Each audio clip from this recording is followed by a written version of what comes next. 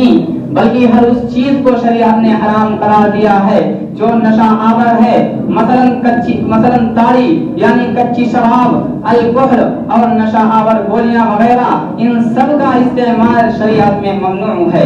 نبی اکرم صلی اللہ علیہ وسلم نے ارشاد فرمایا کل مسکر حرام، ہر نشہ آور چیز حرام ہے۔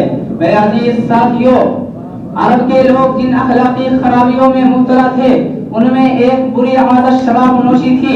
شراب کے بغیر ان کو چین نہ آتا تھا، جیسے شراب ان کی گھٹی میں پڑی ہوئی ہو، اور شراب کے ساتھ ساتھ لڑائی جھگڑے، گالی گلوچ، بے حیائی اور بدکاری بھی لگی ہوئی تھی، اور یہ شراب نوشی کے ساتھ آج بھی لگی ہوئی ہے۔ اسی لیے شراب کو ام الخبائث کہا گیا۔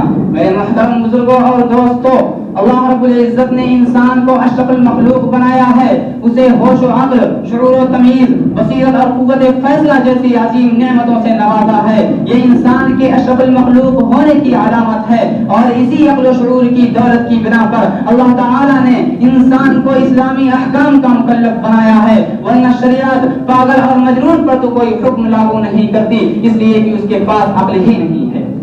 جب انسان شراب نوشی کرتا ہے، نشہ آور چیزوں کا استعمال کرتا ہے، تو اس کے ہوش و حواس کا ٹھکانہ نہیں رہتا، عقل معروف ہو جاتی ہے، اور وہ اللہ تعالیٰ کے ان عطا کردہ عظیم نعمتوں کو اپنے گندی اور ذلیل حرکت سے پست کر دیتا ہے۔ میرے عزیز ساتھیوں، اسی شراب نوشی کے ذریعہ شیطان انسان کو باہم لڑاتا جھگڑاتا ہے، ایک دوسرے کی عزت و آبرو سے کھیلنا، ایک دوسرے پر حملہ کرنا، بلکہ قتل تک کے واردات اسی شراب نوشی کی وجہ سے صادر ہوتی ہے۔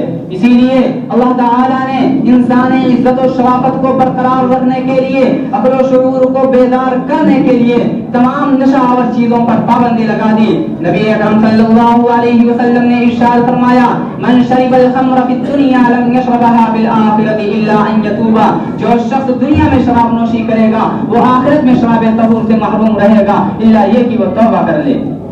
آج کچھ لوگ یہ کہتے ہیں کہ اگر شراب اتنی مقدار پی جائے کہ اس سے ہوش و حواس کا ٹھکانہ نہیں رہے تو یہ حرام ہے، لیکن اگر تھوڑی مقدار پی جائے جس سے سرور آئے، نشہ نہ آئے، تو اس کے پینے میں کیا حرج ہے؟ تو وہ لوگ کان کھول کر سن لیں۔ اس سلسلہ میں اہم بات یہ ہے کہ اللہ تعالیٰ نے شراب کو صرف حرام ہی نہیں کیا بلکہ اس کو ناپاک بھی قرار دیا ہے، یعنی شراب کم ہو یا زیادہ ہر صورت میں حرام ہے، ہر حالت میں ناپاک ہے۔ اسی لیے فقہاء اسلام نے اصول بیان کر دیا اما کثیرہ حرام فقلیلہ حرام، جس کی زیادہ مقدار حرام ہے اس کی کم مقدار بھی حرام ہے۔ شراب مثل پیشاب کے ہے، شراب مثل پیشاب کے ہے، پیشاب کم ہو یا زیادہ ہر حالت میں ناپاک ہے، اسی طرح شراب بھی ہے۔ میرے عزیز ساتھیوں، عرب کے یہاں تو شراب نوشی ان کی عادت ثانیہ بن چکی تھی۔ ان کی حالت یہ تھی کہ اگر وہ دشمنوں سے انتقام لینے کا تہیہ کر لیتے تو یوں قسم اٹھاتے، قسم ہے میں اس وقت تک شراب کو ہاتھ نہ لگاؤں گا جب تک کہ میں اپنے دشمنوں سے انتقام نہ لے لوں۔ اسلام نے بڑے حکیمانہ انداز میں شراب کی نفرت کو ان کے دلوں میں بیٹھائی۔ ظاہر ہے کہ جو قوم نسلاً بعد نسل شراب نوش چلی آ رہی تھی اسے یکایک تو شراب سے منع نہیں کیا جا سکتا تھا۔ اسلام نے تو تدریج کا راستہ اختیار کیا۔ شراب کے بارے میں سب سے پہلی آیت جو نازل ہوئی وہ یہ تھی تتخذون منہ سکرا ورزقا حسنا۔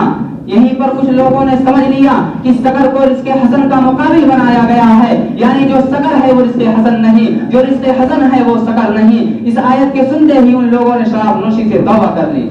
اور شراب کے بارے میں دوسری آیت نازل ہوئی یسألونک عن الخمر والمیسر قل فیہما اسم کبیر ومنافع للناس واسمہما اکبر من نفعہما۔ اس آیت کے ذریعہ گویا لوگوں کے ذہنوں کو حرمت کے حکم کے لیے تیار کر لیا گیا، اور کئی لوگوں نے تو سمجھ بھی لیا کہ حرمت کا حکم نازل ہونے والا ہے، اور شراب کے اس آیت کے سنتے ہی انہوں نے توبہ کر لی۔ لیکن کچھ عرصہ کے بعد اتفاق سے ایک واقعہ پیش آ گیا۔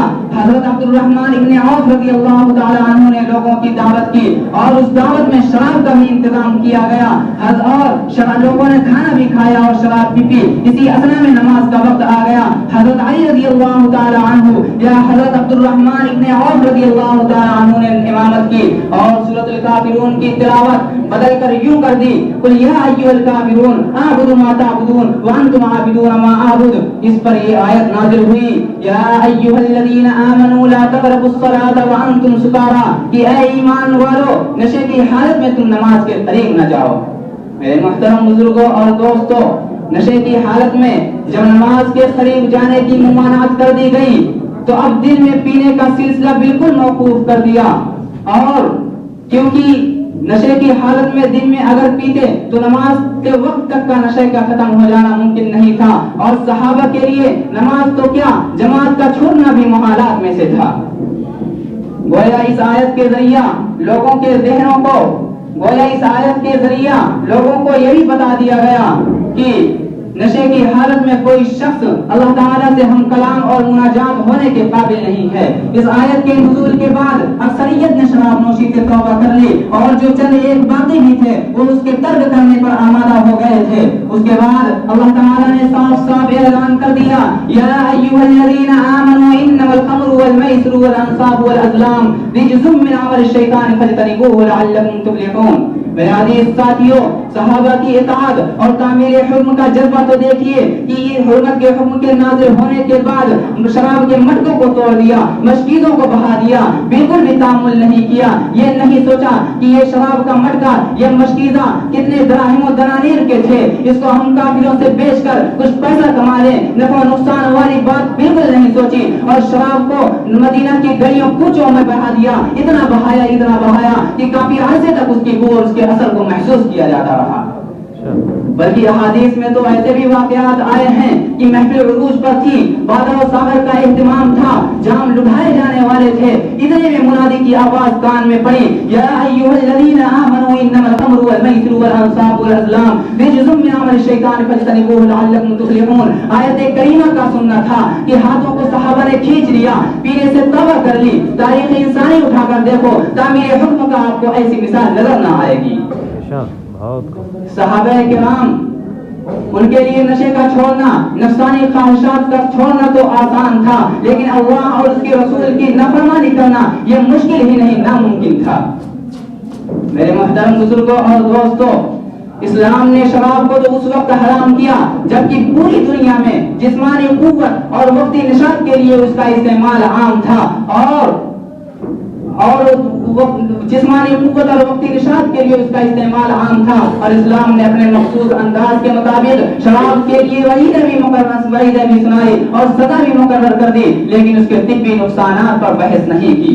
مگر وہ ممالک اور وہ سوسائٹیاں جہاں پر شراب کو پانی کی طرح استعمال کیا جاتا ہے، ان ممالک کے ڈاکٹر، سائنسدان، سماجی کارکن نے شراب نوشی اور اس کے بڑھتے ہوئے مہلک نتائج پر پریشان ہوئے، اور کثرت سے جنسی جبر کے واقعات، ڈرائیونگ کے حادثات نے ان کو یہ سوچنے پر مجبور کر دیا کہ اگر وہ اس نہج پر چلتے رہے تو خوفناک ہولناک نتائج سے بچنا ممکن نہیں ہوگا.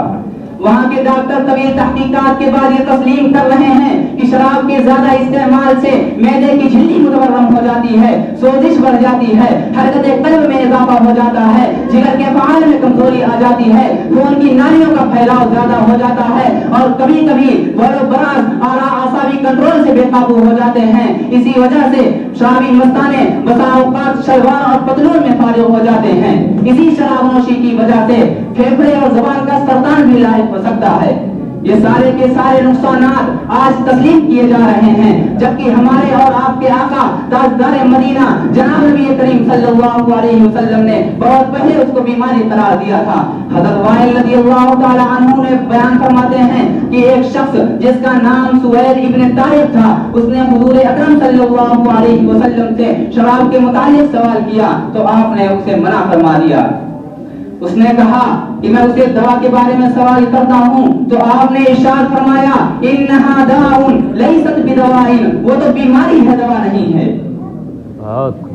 اسی وجہ سے لیکن حیرت کی بات تو یہ ہے کہ جو لوگ شراب میں مبتلا ہیں وہ اس کے ترک کرنے پر آمادہ نہیں ہیں. لہذا بہتر یہ ہے کہ ہم اور آپ ابتلا ہی سے اپنے دامن کو اس سے بچا کے رکھیں.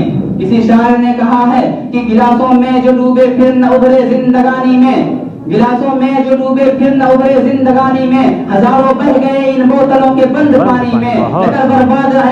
نگر برباد اپنی زندگی بوتل کے دیوانے، وہ کاٹے گا بڑھاپے میں جو بوتل ہے جوانی میں. یہ دارو کا پیالہ موت کا کڑوا پیالہ ہے، بلا ہے زہر شربت میں چھپی ہے آگ پانی میں. یہی سیارے آتش جسم کو برباد کر دے گا، چلے گی کیا گھڑی کبھی نہ ہوگا جب کمانی میں. میرے عزیز ساتھیوں، میں اپنی تقریر یہیں پر ختم کر رہا ہوں. اللہ تعالی ہم کو اور آپ کو شراب نوشی اور اس کے نقصانات سے بچائے. وآخر دعوانا الحمدللہ رب العالمین.